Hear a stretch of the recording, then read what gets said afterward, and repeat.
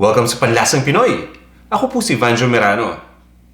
Ngayong araw na ito'y magluluto tayo ng ginataang munggo with pork.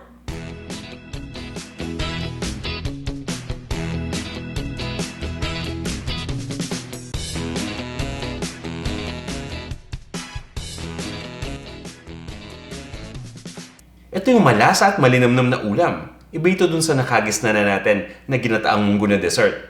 At ang gusto ko dito sa ating ginataang munggo with pork ay yung medyo maanghang. Kaya lalagyan natin ito ng sili. At guys, ito yung mga ingredients na gagamitin natin para sa recipe na to. Gagamit tayo dito ng munggo o mung beans. Itong munggo, binabad ko na overnight nang sa ganun ay lumambot na. Nakakasave tayo dito ng cooking time kapag malambot na kagad yung munggo. Ito naman guys yung pork. Hiniwa lang natin ito ng maliliit at maninipis na peraso. Gagamit tayo dito ng fresh na spinach. Pwede rin tayong gumamit dito ng alugbate. Ito naman yung gata o yung coconut milk. Gagamit ako dito guys ng dahon ng ampalaya. Pwede rin kayong gumamit ng dahon ng malunggay dito. Ito naman yung sili. Thai chili. Pwede rin kayong gumamit ng bird's eye chili o yung siling labuyo. Pero kung ayaw ninyo na masyadong maanghang, pwede kayong gumamit ng siling pangsigang para medyo mild lang yung pagkaanghang nito. Or huwag na kayong gumamit ng sili kung talagang hindi kayo makatolerate ng anghang. Okay lang yon. Ito naman yung sibuyas na puti. Pwede kayong gumamit ng sibuyas na dilaw. Ng bawang na tinatad lang natin ng maliliit na peraso. Ito naman yung patis. Ground black pepper. At syempre, kailangan natin dito ng Knorr pork cube. Bukod dito sa mga ingredients na to, gagamit din tayo ng tubig. Handa na ba kayo?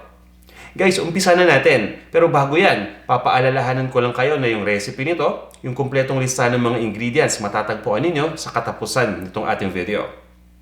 Guys, mag-umpisa na tayo ng pagluto nitong ating ginataang munggo with pork. Magpapainit lang tayo dito guys ng isang cooking pot. Siguraduhin lang natin na mainit na yung cooking pot at pagkatapos nito, ilalagay kagad natin dito yung baboy. So guys, ito yung baboy na gamit natin. At ang gamit ko dito yung liempo o yung tinatawag natin na pork belly. Pwede rin kayong gumamit dito ng kasim. At kaya gumagamit ako dito guys ng liempo dahil gusto natin i-extract yung taba dito. Kung mapapansin niyo, hindi tayo gumamit ng mantika dito, di ba? So, ang ginagawa natin dito, kaya may liempo tayo at may taba itong kasama, isi-sear natin itong liempo. Ibig sabihin yan, lulutuin natin ito hanggang sa ma-extract na yung mantika dito sa pork.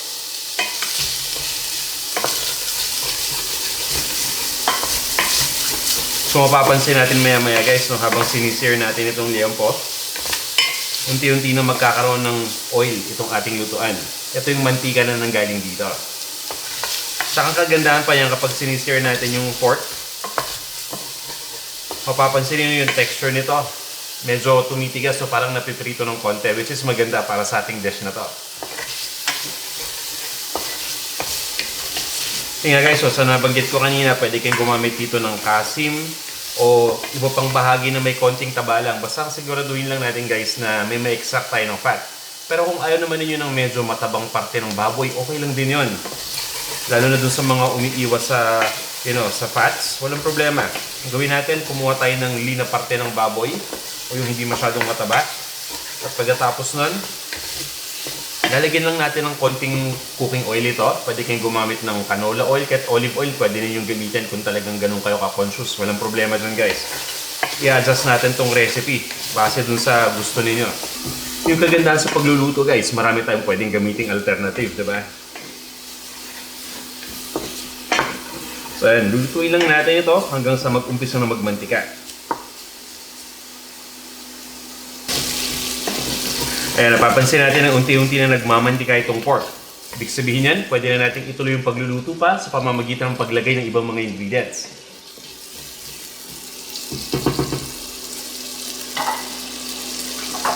Uunahin natin ilagay dito yung sibuyas natin, no guys? So, ito yung puting sibuyas.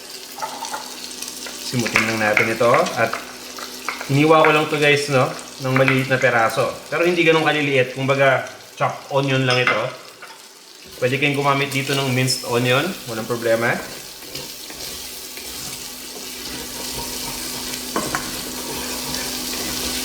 Haluin lang natin ito. Kasi guys, one tendency nga pala dito sa pork kapag ginamit natin yung hindi teflon na lutuan, tapos nag-sear tayo, may tendency ito na dumikit. So ang gagawin natin, hahaluin lang natin ito every once in a while or continuously, gaya ng ginagawa ko ngayon. Nang sa ganun na hindi ito talagang tuluyan dumikit. Pero kung gamit niyo dito yung teflon, walang problema, pwede niyo itong iwanan sandali pagkatapos haluin niyo lang. At syempre, di ba, iba-iba naman tayo ng preferred na lutuan. So, papabayaan ko na kayong mamili ng gusto ninyong lutuan dyan. Basta tandaan lang ninyo, yung mga dumidikit dito sa ilalim, okay lang yan. As long as hindi masunog ng tuluyan. Kasi lalagyan naman natin ito mamaya ng coconut milk at ng tubig. So makakatulong yan para matanggal ito. Ngayon guys, lagyan na natin dito yung bawang. Itong bawang naman ay hiniwa ko lang ng maliliit na peraso. Ayan. Pwede rin kayong gumamit dito ng crushed garlic kung gusto niyo, kahit hindi niyo nahiwain ng maliliit. So, pabayaan lang natin na maluto ito sandali. Itong munggo, nakagawian na natin itong kainin every Friday, tuwing Biyernes. Pero hindi naman talaga kailangan tuwing Friday lang natin kainin ng munggo eh. Pwede naman natin i-enjoy itong munggo ng kahit anong araw, di ba? At kahit anong oras rin. At ang kagandahan ba dito, maraming mga iba't ibang lutuin ang pwedeng gawin sa munggo. So guys, speaking of munggo, ilalagay ko na yung munggo dito. Kumbaga, gigisa na natin yung munggo, isasama natin. At ayan, haluin lang natin ito.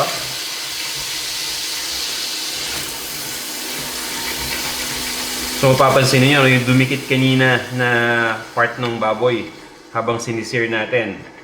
Ayan, nadidilute yan, natatanggal yan kapag naglagay na tayo ng liquid. So walang problema doon. Yan nga yung malasang part, sa totoo lang eh. Kaya gusto ko rin to. So, haluin lang natin ito guys at tuloy lang natin yung pag-isa. Usually ginigisa ko to ng mga 2 hanggang 3 minuto.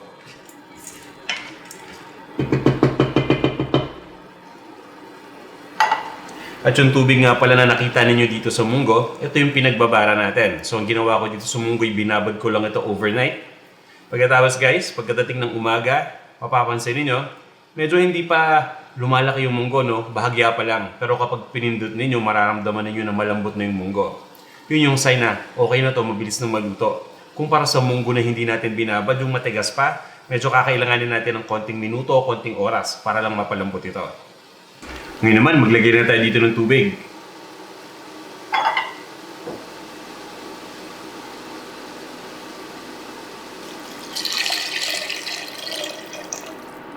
At isusunod ko na dito yung gata. Siyempre, importante itong gata dito sa ating recipe.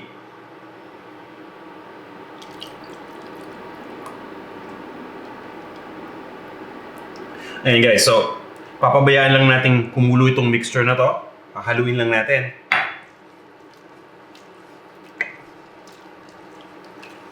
Bukod sa masarap na at malinamnam, yung tipong talagang mag-i-enjoy tayo kapag kinakain natin itong ginataang munggo. Ang isa pang gusto ko dito, napakatipid nito.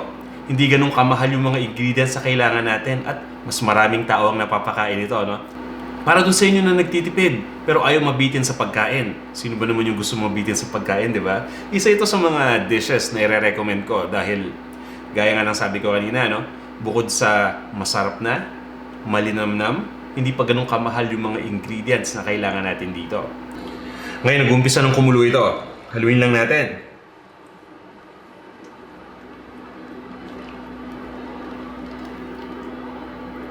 Pabayaan lang natin na kumulo uli. At habang nangyayari yan, ihanda ko na itong ating Knorr pork cube. Alam nyo guys, ginagamit ko itong ingredient na to pag nagluluto ako ng ginataang munggo with pork o any dish na may pork. Karaniwan sa mga sabaw, sa mga stew, nakagaya nito. Dahil nakakatulong talaga to para mailabas yung lasa ng pork. Ilalagay lang natin to dito. Pagkatapos itutuloy lang natin yung paghalo.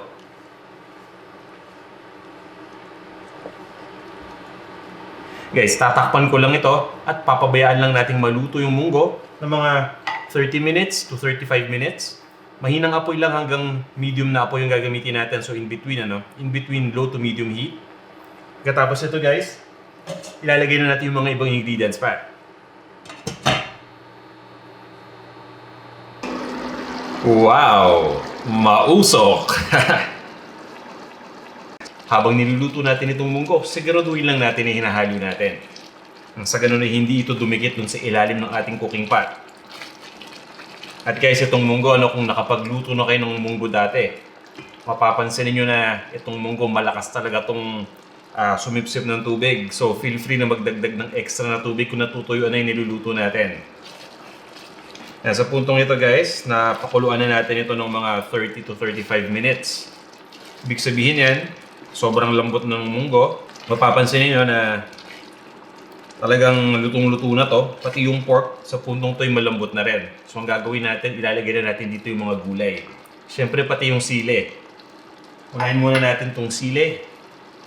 Kung gusto niyo mas maanghang, it's either damihan niyo yung sili or ilagay nito beforehand. Yung tipong paglagay pa lang natin ng coconut milk o ng gata, isama na natin yung sili. Para napapakuluan ito, habang tumatagal, lalong kakalat yung anghang nito. Pero kung ayaw nyo naman ng masyadong maanghang na sili, konti lang gamitin natin or ilagay na lang natin to sa step na to. Yung papahuli na kasama ng mga gulay. Luwin ko lang to. Tapos ilagay na natin dito yung mga gulay. Pagdating sa gulay, gumagamit ako dito ng 2 gulay. Ito guys yung dahon ng ampalaya. So pwede tayong gumamit ng dahon ng malunggay dito. Etong property ng dahon ng ampalaya pagdating sa lasa, may konting pait ito, pero hindi kasing pait talaga ng ampalaya na bunga, no? So, etong dahon okay lang to, tolerable. Healthy kasi itong dahon ng ampalaya, gumagamit ako nito.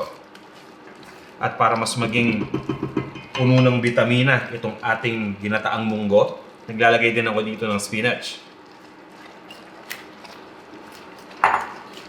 Gaya ng nabanggit ko kanina dun sa umpisa, pwede tayong gumamit dito ng alugbati. Haluin lang natin ito. Pagkatapos tatakpan ko lang. Pabayaan lang natin maluto ng konti yung gulay.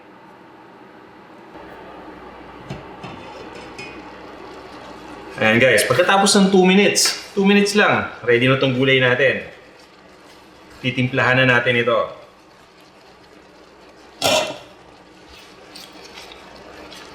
Bango na. Ang bango. Mas babango pa yan pag nilagyan natin ng patis. Yan guys, nakakatakam lalo. Pagdating sa patis, nasa sa inyo kung gaano karami. Alternative ingredient ng patis ay asin. So dun sa mga ayaw masyado ng maalat, pwede kayong gumamit ng konting-konting patis lang o konting-konting asin lang. At maglalagay din ako dito ng ground black pepper. And kung mapapansin niyo guys, hinahalo ko pa rin ng tuloy-tuloy habang niluluto natin. Para lang ma-prevent na dumikit sa ilalim yung munggo. Ayan, ang ganda na. Natatakam na ako. Amuyin nga natin ulit. Ang bango. Ayun guys, kanin na lang ang kulang natin dito. Tama-tama na itong pang-ulam. So guys, ililipat ko lang itong ating ginataang munggo with pork sa isang serving bowl at i-serve na natin.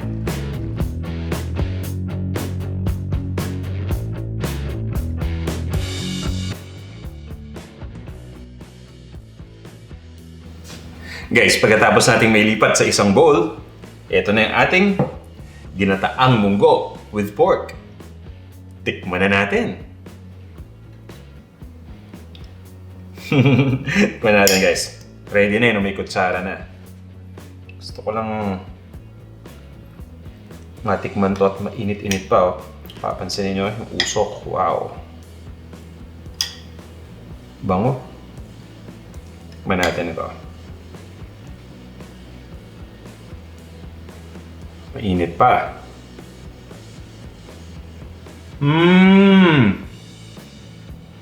Ang sarap. Gana nang sabi ko kanina. Ganun pa rin. Dahil lagi ako nagluluto nito Kaya alam na alam ko na yung lasa, no?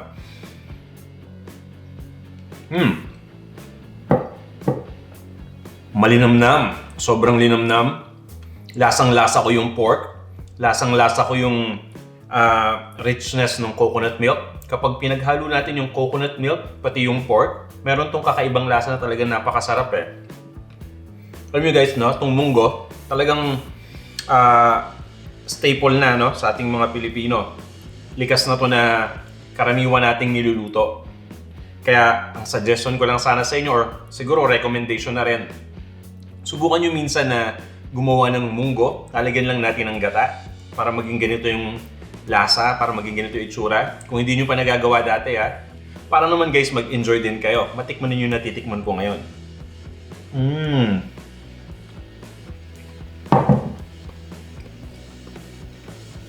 Tapos din guys, kung gusto niyo mas maraming mga vitamina, tsaka nutrients, tadtadin natin ng gulay. Kaya nga nilagyan natin ito ng spinach, nilagyan natin ito ng dahon ng ampalaya. Pwede kang maglagay dito ng alugbati o dahon ng malunggay o kung ano pang mga green leafy vegetables na pwede natin ilagay dito, no? Siguro kahit pechay o bok choy. Pwede rin natin gawin yan. Ano lang natin, chop-chop lang natin.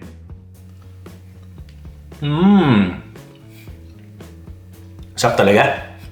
Pero guys, bago ko maubos tong ating ginataang munggo with pork, iimbitahan ko muna kayo na mag-subscribe dito sa ating Panlasang Pinoy YouTube channel. Nung sa ganon, ay ma-notify kagad kayo ng YouTube kapag meron tayong bagong video na in-upload. Sana guys, kung nagustuhan nyo itong ating video, paki-like naman to. Maraming salamat sa inyong suporta at maraming salamat din sa laging panonood ng ating mga videos. Guys, magkita-kita tayo sa susunod na video. Salamat!